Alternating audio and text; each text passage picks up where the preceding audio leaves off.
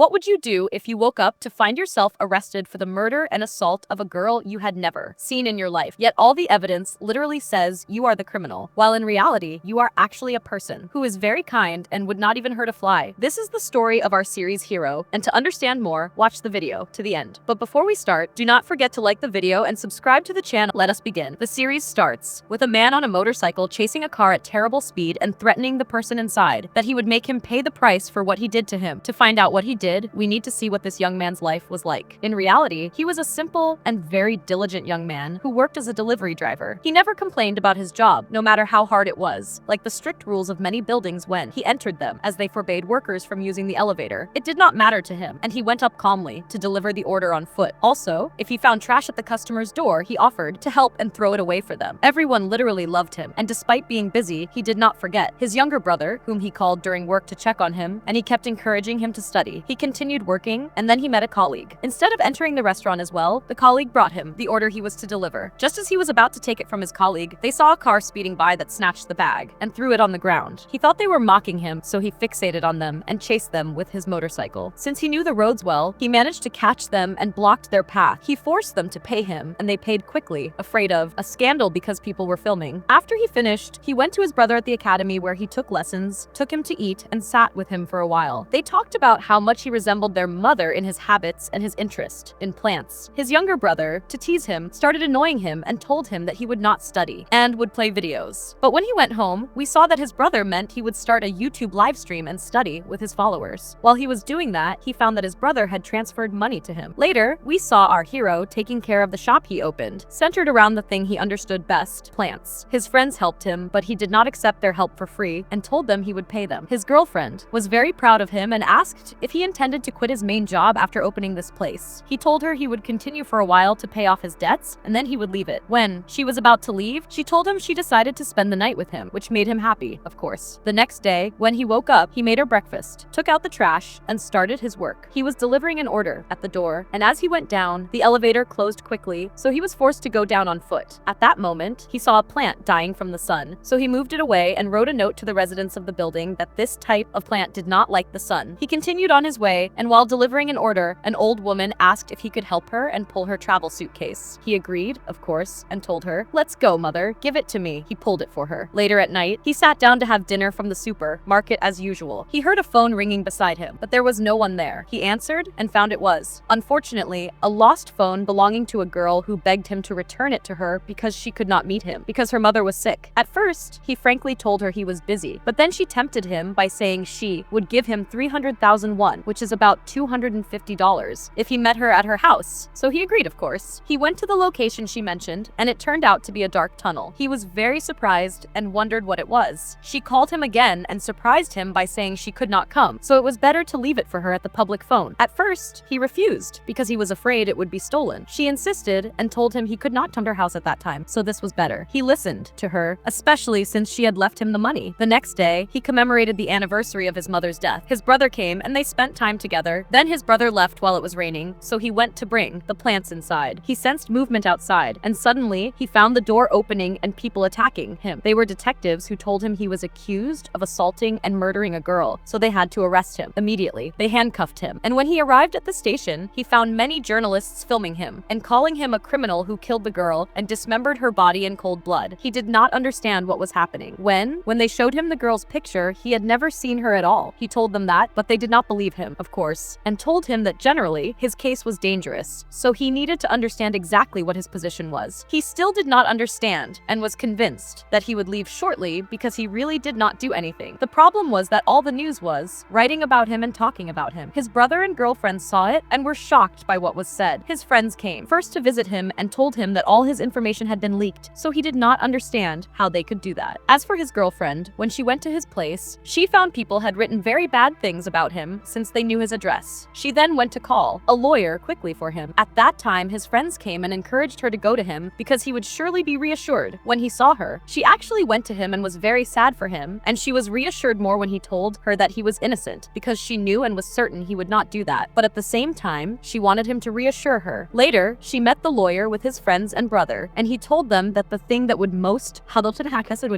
guarantee his immediate acquittal was proving he was actually somewhere else during the crime. She went to him so he he could tell her exactly what his schedule was like on the day of the crime. He literally had everything written down and remembered it, backed by receipts. They wrote all of that down. When they focused, they found the poor guy never took a break. She felt sorry that he really was pushing himself hard, but they were happy because the lawyer confirmed to them that he would be released. They also collected a petition from people who dealt with him, who all said he was very kind and would never do that. They went to court, feeling reassured. The lawyer actually proved first how busy the defendant's day was and that he did not have time to kill anyone, assault them, or dismember the body. The prosecution stood up and said that indeed, his schedule was very tight and he was a diligent man, but that did not deny that he went to deliver an order at the victim's house and stayed there for 7 full minutes, which was a lot for just a delivery. Then our hero remembered the plant and told them he stopped to take care of it and write information about it for the residents. They told him, okay, but what about the victim's mobile phone that was with you all day? He was shocked and asked them, what victim and what mobile? I basically found it at night in the street and delivered it. I even took money for that. They told him it was strange that the place where he delivered it was very close to the place where they found the body. Then they asked him, what about the travel suitcase the cameras caught you moving within the street? He told them it belonged to an old woman back then. They shocked him by saying that it was exactly a copy of the suitcase in which they found the body. He did not know how to think, and they also shocked him by saying there were no plants in the building he entered. The biggest shock was that they had evidence convicting him of actually assaulting the girl because they found his semen inside her body. Here everyone was shocked, especially his girlfriend, who when she focused on the crime photos, found his bracelet, which was supposed to look like hers, in the victim's house amidst the blood. She started to suspect him. As for him, he did not comprehend all that was being said and kept begging them and telling them that he was truly innocent and did not do that. But of course, after all this evidence, no one believed him anymore. After all this, his girlfriend visited him to let him know the lawyer had resigned and his brother was trying to find another one. She asked him then about his bracelet that was like hers. He was shocked and told her he did not know where he dropped it. So she begged him while crying to break up with her so she would not feel guilty, and she got up and walked away. He was sentenced to life imprisonment and transferred to prison. He was terrified as he was entering, which was understandable given the sights. Anyway, they informed him and all the new people about the prison system and the schedules. Of course, he was not interested in anything, but he became interested when a lawyer came to him, gave him his card, and told him he could help him. He assured him that he was truly innocent, so the lawyer sympathized with him and told him to remember anything that could prove his innocence. He told him that he saw a picture of his bracelet in the victim's house during the investigation, which was impossible because he had truly never gone there. But at the same time, the bracelet was lost. He thought about it and told him that it might have fallen in his brother's room as he rested there for a while in the middle of the day. The lawyer told him he would investigate the matter, but he insisted he should not tell anyone this important information. He said okay and went to his cell, but he suddenly found 2 men stopping him on the way. He tried to call the officer, who pretended not to notice. He found them taking him to the room of a man who asked him what his sentence was and what his crime was. Of course, he did not utter a word, so the man told him, "Are you shy? You are a huge rapist." He did not have time. He did not continue amusing himself with him because the rest of the officers were passing by, so he left him alone. When he returned to his place, he found his colleague very disgusted by him due to his crime and told him that since he attracted the boss's attention, he was done for. The poor guy was terrified. Later, during mealtime, 2 men saw him focusing on that boss, so they advised him not to focus, which was better for him, and warned him that this man was the richest one among them and had received a life sentence originally but managed to reduce the sentence to only 12 years. Whenever a new prisoner came whose charge was rape, he targeted him because his little sister was unfortunately a victim of this crime. He understood that he was facing very hard days, but later, those 2 took him to a place and he was surprised by the boss inside and that they also locked him in and took off their clothes. He understood from their movements that they intended to assault him, and unfortunately, this happened. Afterward, the lawyer surprised him that when he went to his younger brother, unfortunately everything was over because the boy had killed himself and left a letter saying he could not bear what was happening. The poor guy did not know where the blows were coming from. He went out and collapsed in front of them, but no one cared except one of his colleagues who focused on him. At night, he decided to end everything and go to his brother, but while he was doing that, he imagined his brother telling him that he was very patient like their mother and dead plants returned to life at his hands, so he should not be the cause of his own death. He resisted, but when he woke up, he found himself in the prison clinic bed. They were electrocuting him as psychiatric treatment. He actually saw that same colleague who noticed him before crying. The important thing is that he remained in this state for a whole year. No matter how hard his friends tried to reach him, they could not because they told them he refused visits. After he finally recovered, he went to the church. There he saw his colleague, who gave him cake and sat beside him trying to comfort him because he had not forgotten seeing him cry. The other man sat crying when he remembered again that his brother was already dead and he would never see him. The man felt very sorry for him and gave him a Bible and kept encouraging him with words to continue living. He actually decided to continue and started training to be able to endure the beatings of the boss's gang every day. He also decided to learn trades like mechanics and becoming a blacksmith. He actually got many certificates in them. Of course, he did the thing he loved, which was gardening. He stayed like that for 5 years. We saw our second hero while he was in his house, which appeared very luxurious. Someone called him telling him he was very worried about his son because of what he did. He told him, "Shame on you, sir. We will fix everything together." At that time, he started moving many screens in front of him, showing the surveillance cameras in the streets. He focused then on a specific young man. Keep his face in your memory. We returned to our first hero in prison. We learned that an officer started to like him because it was clear he was kind-hearted. He offered to stand by him if anyone there bothered him, but he refused and assured him that nothing was happening. He gave him his plant to take care of for a while and left. Then his colleague came to him with the cake. Selek. It seemed from his manner that he was saying goodbye. He asked him if anything was wrong, and he let him know he was leaving that very day. He was frankly sad, but also happy for him that he was getting out. That man assured him that he would come to visit him every now and then. He thanked him as he left for being the only person who listened to him. He missed him very much. But later, he found a new prisoner in a state of severe depression who reminded him of his own state when he first arrived. He did not focus and went to the church to do the work his colleague entrusted him to take his place in. Then that prisoner came to him and sat crying to him that he was truly innocent. He did not care, frankly, at first, but he heard him say, "I wish I had not taken that strange mobile and delivered it." He focused then and found him telling him that. His suffering began when he found a mobile in the street and delivered it for money. He found them after that, arresting him for a charge he would never commit. A lawyer came to him and said, "I will stand by you, son." Then of the news that his mother had killed herself. When he asked about the lawyer,